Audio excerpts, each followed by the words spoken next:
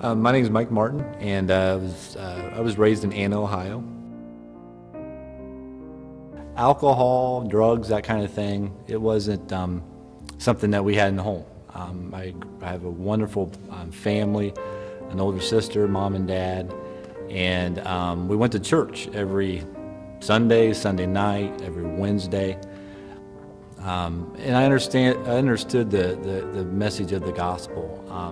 But I always looked at it as being a hindrance to what I wanted to do rather than something I should receive. In that community, a lot of my friends that I ran around with, parents drank, and that's why I first started to experiment with alcohol, was at their homes and stealing it. And so by the time I was in junior high, I got access to alcohol pretty much daily. And it progressed all the way through my high school, junior high and high school years. Got in a lot of trouble during high school because of alcohol and that lifestyle. Barely made it through school. If I did pass my classes, it was because I cheated.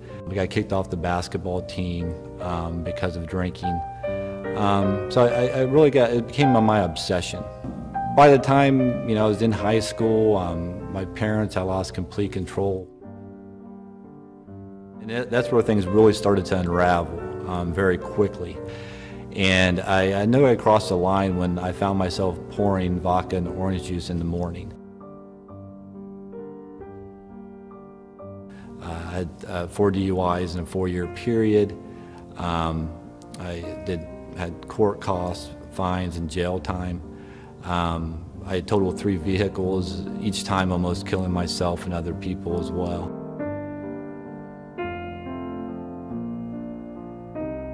I became suicidal.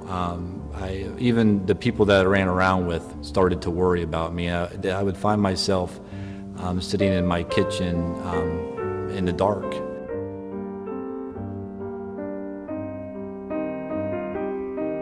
And I can remember just a darkness across from me, taunting me and mocking me. And I had a pistol that I would keep up on top of my refrigerator, and I would hold it to my head, and I would decide whether or not I was going to pull the trigger.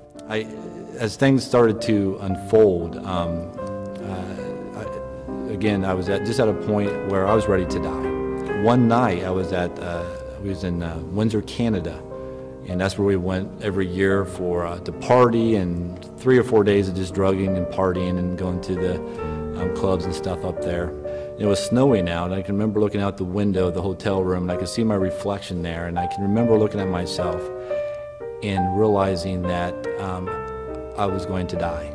The scary thing about that was that I was okay with that. I had given up.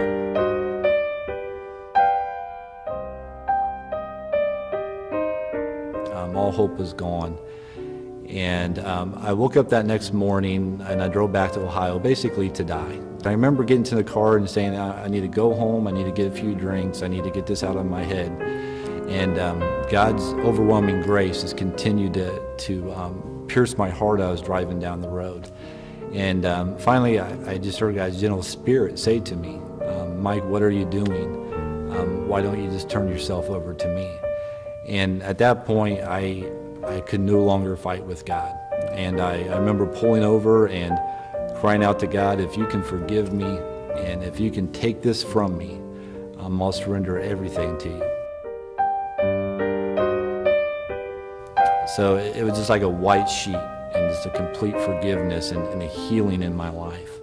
I came to realize that how can I fight such a wonderful love, that He loves me no matter what, and that it's simple, it's pure. And just knowing that God loves you no matter what, that is victory, that is hope.